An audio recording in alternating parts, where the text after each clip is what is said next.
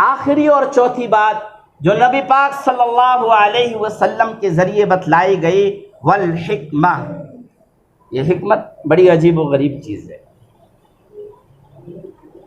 वमन यूतल हिक्मा फ़क़द ऊतिया खैरन कसीरा, कि जिसको हिकमत अदा कर दी गई उसको बहुत सारे खैर और भलाई अता कर दी।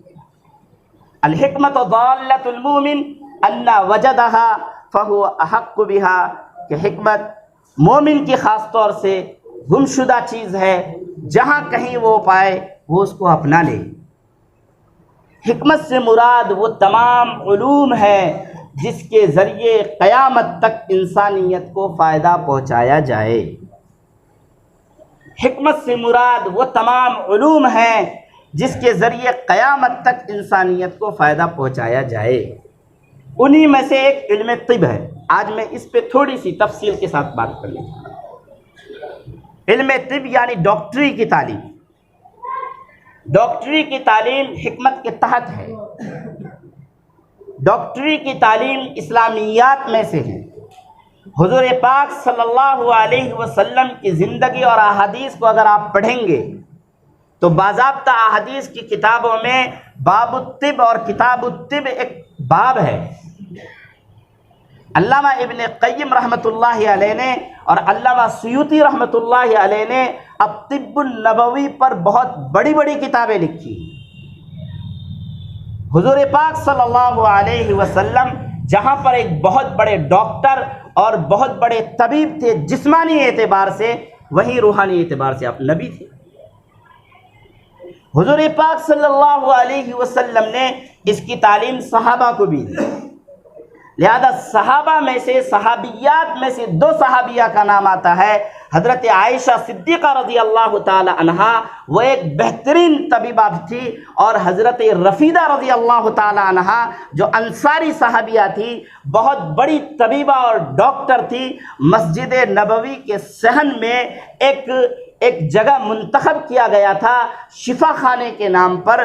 ग़ज़वा-ए खंदक के मौके पर जब सईद इब्न मुआज़ रज़ी अल्लाह ताला अन्हो बहुत ज़्यादा ज़ख्मी हो गए तो हुज़ूर पाक सल्लल्लाहु अलैहि वसल्लम ने कहा कि रफ़ीदा के खेमे में सईद इब्न मुआज़ को पहुँचा दिया जाए, उनका इलाज वो करेंगे। यानी मर्द भी डॉक्टर हुआ करते थे और औरतें भी डॉक्टर हुआ करती थी। जंग के मैदान में हज़रत फ़ातिमा-तुज़-ज़हरा रज़ी अल्लाह ताला अन्हा और इसके साथ साथ सहाबियात पहुँचा करती थी। जंग में जो सहाबी ज़ख्मी हो जाया करते थे उनके ज़ख्मी के मदावे के लिए ये सब काम किया करती थी।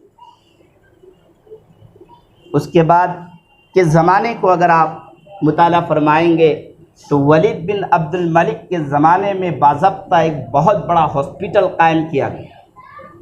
अब्बासी दौर में अल-मामूनुर रशीद के ज़माने में बड़े बड़े साइंटिस्ट पैदा हुए। अल्लामा राज़ी रहमतुल्लाहि अलैह ने 100 से ज़ायद किताबें इल्म तिब यानी डॉक्टरी की तालीम पे लिखी है। इब्न रशद रहमतुल्लाहि अलैह ने इल्म तिब का एक इंसाइक्लोपीडिया लिखा है, जिस इंसाइक्लोपीडिया को 400 साल तक यूरोप के यूनिवर्सिटीज़ में पढ़ाया गया। फार्मेसी की जो तालीम है, दवा साजी की, यानी दवा को कैसे बनाया जाए, दवा के अंदर कौन सा केमिकल डाला जाए, कौन सा केमिकल नहीं डाला जाए, अबू इसहाक याकूब अल-किंदी और जाबिर इब्न हय्यान अल-किंदी ये दोनों इसके इमाम हैं। जाबिर इब्न हय्यान अल-किंदी को अंग्रेज़ी में हेब्रोन कहा जाता है। इनकी किताबें यूरोप में आज तक पढ़ाई जाती है। बड़े इब्न रशद, इब्न खतीब, बसरियात के माहिर, चेचक की जो दवाई है इसका ईजाद करने वाले मुसलमान हैं। दिमाग की छल्ली में जो दाने पड़ जाते हैं इस दवाई का ईजाद करने वाले मुसलमान हैं। बर्फ कोड़ी के बीमारी का ईजाद करने वाले मुसलमान हैं। जो खिजाब सरों में लगाया जाता है इसका ईजाद करने वाले मुसलमान हैं। लेकिन हुआ ये कि जब हुकूमत तितर बितर हुई, मुसलमान तालीमी एतबार से खस्ता हाली के शिकार हो गए। मोहतरम बुज़ुर्गों और दोस्तों, मौजूदा वक्त कोरोना का वक्त है। इस वक्त पूरी दुनिया में हाहाकार मचा हुआ है। लोग परेशान हैं, डॉक्टरों की ज़रूरत है। हिंदुस्तान का जो हमारा सिस्टम है वो सिस्टम बिल्कुल चरमराया हुआ है। लोगों ने तज्जिया पेश किया कि 1500 लोगों पर एक डॉक्टर मौजूद है, लेकिन अगर आप हमारे किशनगंज का तज्जिया करेंगे, किशनगंज में 16 से 17 लाख की आबादी है, यहाँ पर 50,000 में शायद एक डॉक्टर हो। हमारे पास डॉक्टर ही नहीं है। अब आप कहेंगे मौलवी साहब तुम क्या बात कर रहे हो, यहाँ पर खाने का पैसा नहीं है और तुम डॉक्टरी की तालीम की बात कर रहे हो, 50 लाख खर्चा हो जाएगा। नहीं, हम और आप अगर मिल जाएं और इज्तिमाई शक्ल बनाएं तो हर पंचायत में हम एक बड़ा डॉक्टर पैदा कर सकते हैं। मैं तरतीब आपको बताऊं कि आप पंचायत का वो टॉपर बच्चा इस्लाम के नाम पर, उम्मत मुस्लिमा की खिदमत के नाम पर और इंसानियत की खिदमत के नाम पर आपके पंचायत का जो टॉपर बच्चा है उसका इंतखाब कीजिए।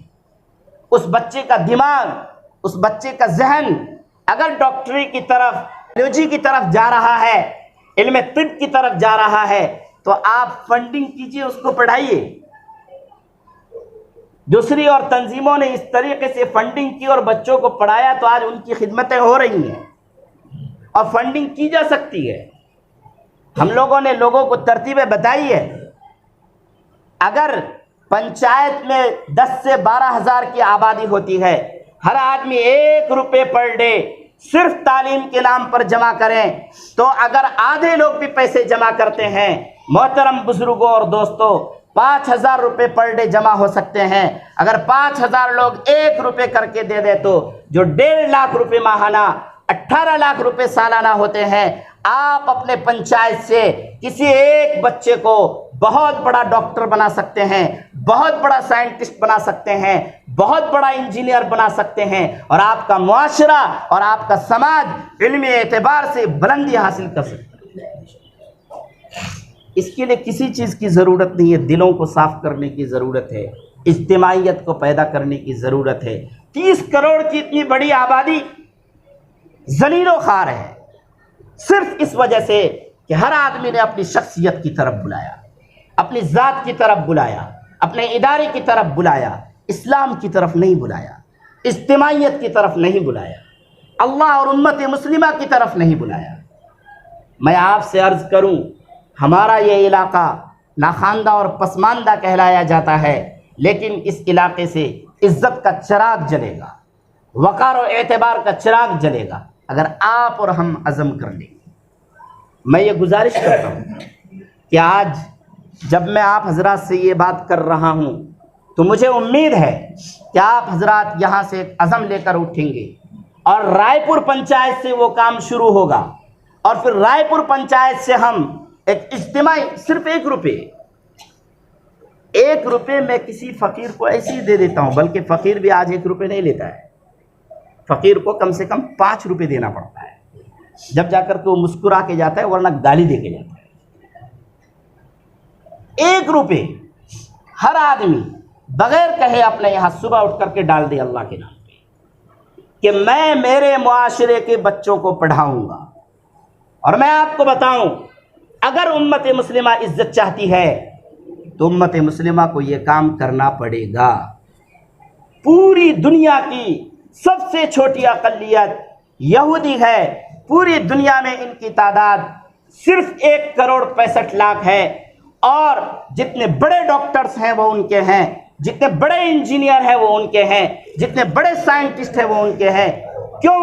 उन्होंने अपने यहाँ इज्तिमाइयत पैदा की, इत्तेहाद पैदा किया, सबने सबके दर्द को बांटा और सबने इसी सिस्टम पे अमल किया। आज वो पूरी दुनिया के हुक्मरान है। ये जो भी फैसले पूरी दुनिया में हो रहे हैं वो बंद कमरों में बैठ करके करते हैं और दुनिया को उसका नतीजा भुगतना पड़ता है। मुसलमानों, आपकी तादाद पूरी दुनिया में, आपकी तादाद पूरी दुनिया में 1,65,00,000 है। क्या वजह है कि पूरी दुनिया में आप ज़लीलो ख़ार हैं? फ़लस्तीन की वो मस्जिद बैतुल मक़दिस जिस पर आज वो यलगार कर रहे हैं। मस्जिद में जाकर के लोगों को नमाज पढ़ने की इजाज़त नहीं है। तरावी की नमाज में हमारे भाई खड़े हैं और उन पर गोलियां चलाई जा रही है। गज़ा पट्टी पर हवाई जहाज़ से हमले किए गए हैं। 83 मर्द और ख़वातीन और उसके साथ साथ 17 बच्चे शहीद हो गए हैं। मुसलमानों को इज्जत हासिल नहीं है, वक़ार और एतबार हासिल नहीं है, इसलिए कि मुसलमान मुत्तहिद नहीं है, मुज्तमे नहीं है, डरे हुए हैं, सहमे हुए हैं। मैं आपसे ये अर्ज़ करना चाह रहा हूँ कि अगर मुसलमानों की इज्जत को बहाल करना है तो हमें अपने आप से काम को शुरू करना है, किसी दूसरे की तरफ निगाह डालने की ज़रूरत नहीं। मैं यहाँ अर्ज़ करूँगा आप तमाम हजरात से कि पूरे पंचायत में इस तरह के सिस्टम को बनाइए और सिर्फ तालीम के नाम पर 1 रुपये का एक निज़ाम खड़ा कीजिए। अल्लाह रब्बुल इज़्ज़त इसकी बरकत से इंशाअल्लाह हमारे मुआशरे और समाज में तालीम की फ़िज़ा कायम